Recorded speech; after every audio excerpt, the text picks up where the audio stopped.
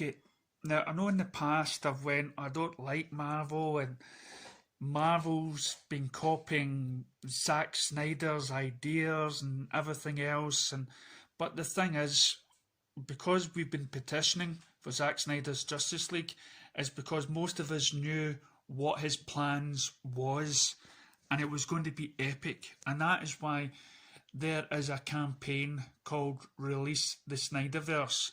And if he was left alone, if we had got his BVS Ultimate Edition first, if we had got his version of Justice League, we would have had a universe that was just as big as the Marvel universe. It was well thought of and well planned, and this is something that Zack Snyder and myself has been really wanting to happen. And yeah, we won the fight to get Zack Snyder's Justice League. We've won that, and we can now show everybody what it was, what we were fighting for. And then when I noticed this article, I realised that a lot of people now are waking up to what a lot of us already knew. So let's have a wee look.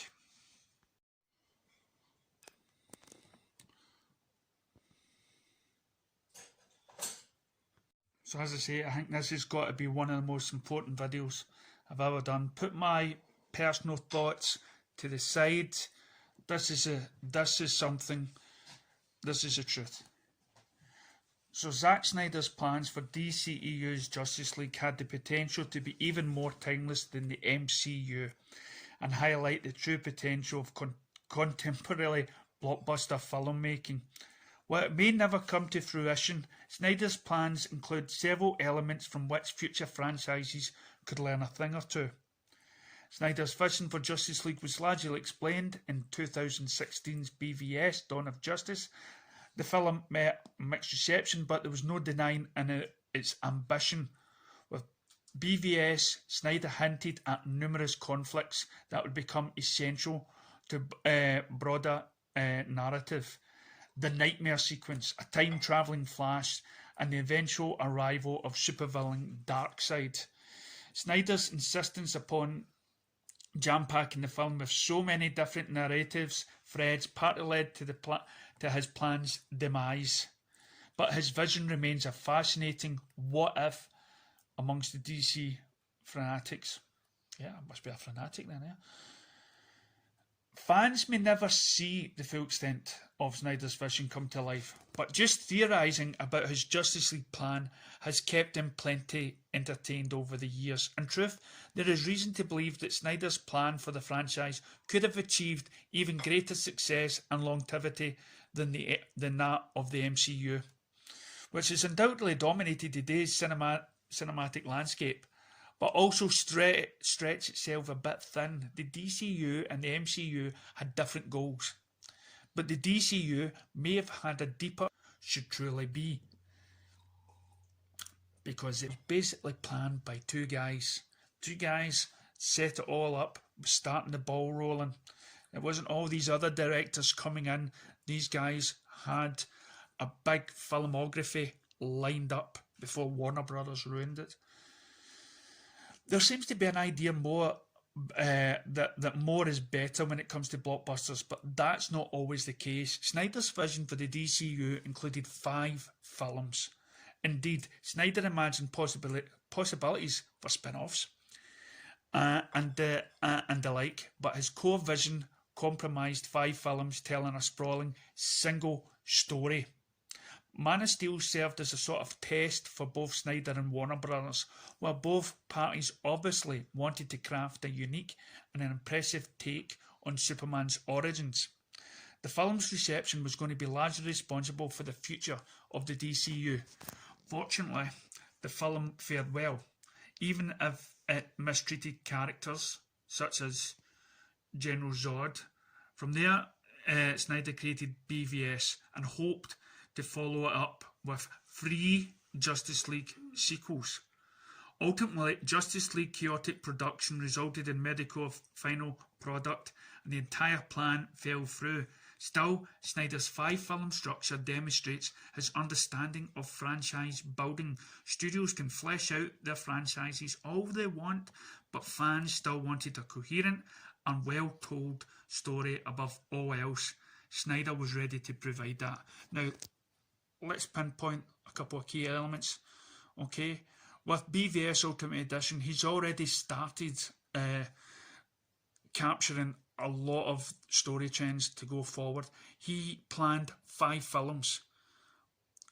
He planned them all out in order to tell that story. He wasn't going to do something like the Marvel and do about 20 films with each character and whatnot.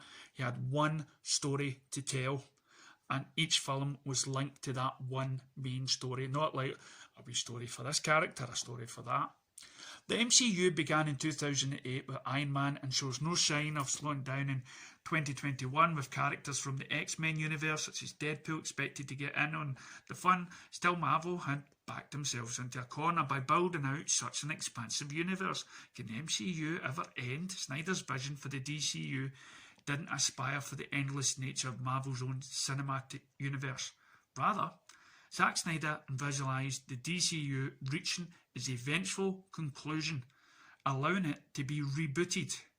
From there, some fans may view this as a rather limiting view of what an extended universe should be, but if anything, Snyder's plan strikes the perfect balance between the new and old ages of franchise filmmaking, whereas major franchises typically consisted of a few sequels. At most in the past, the MCU has established an endless onslaught of films as the dominant approach. Neither approach is necessarily better than the other, although Snyder seems to understand how much more digestible franchises used to be. The MCU has found a winning formula, but it can be a daunting property for the uninitiated. Now, for me, as I say, yeah, it's got the formula, but it's the same formula. It's the same film over and over again. With Zack Snyder's film, what you could have, his 5-story arc, what he was planning at the end of it was an event in which those same characters can be redone by another director. This director just had this one story. There's no denying the intrigue surrounding the MCU upcoming television shows and Disney Plus. Shows like WandaVision are posed to expand the MCU's lore in new and inventive ways, but the introduction of over 10 new shows with several others shows and 23 films already out there threatens to sweep the MCU's feet out from under it. Die-hard fans will undoubtedly consume every piece of media that Marvel Studios put out, but the MCU's long-term legacy seems murkier and murkier. The more that the popular franchise continues to grow, this means it will grow harder and harder for the franchise to garner new fans.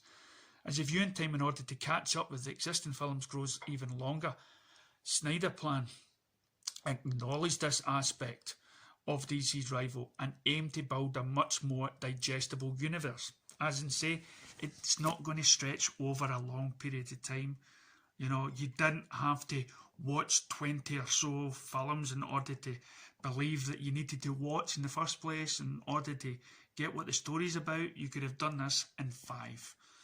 Zack Snyder's Justice League plan is the most modern franchise. That's great. While the MCU certainly revolutionised franchise filmmaking, trilogies like Lord of the Rings, Dark Knight trilogy, had developed much more staying power. These franchises cemented their legacies by telling epic singular stories. They remain the pinnacle of what a modern day franchise should be. They inspire as much for speculation as debate as much as the MCU, but a much more manageable an approach for casual viewers. Snyder's approach to franchise filmmaking would have welcomed a similar response. After all, the director had already gained one of the most ardent followings of any filmmaker, with fans clamouring for his cut of the Justice League to be released for years. And we're getting that. And in more reasons on why Zack Snyder left the Justice League is in my other video. And yet now it's almost arrived.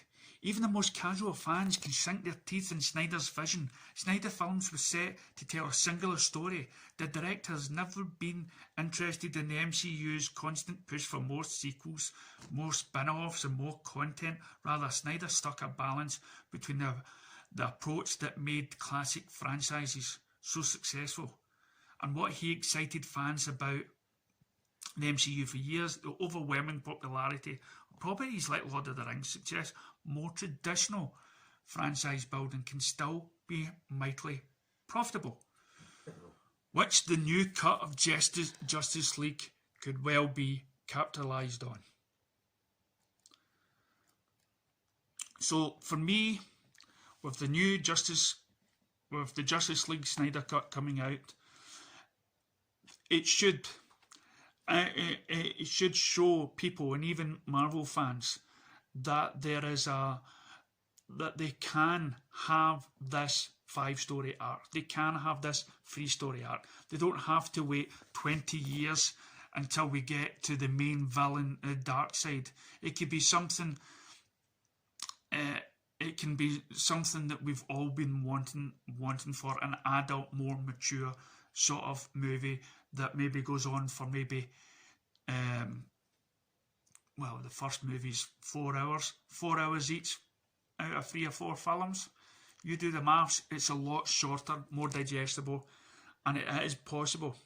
But it's only going to be possible if we all sit down and watch Zack Snyder's Justice League, and each one of us hashtags release the Snyderverse, and let's get the full story, and let's show everybody that you didn't need 20 odd movies to make a universe. You just needed one person with one vision, with one story. Next time.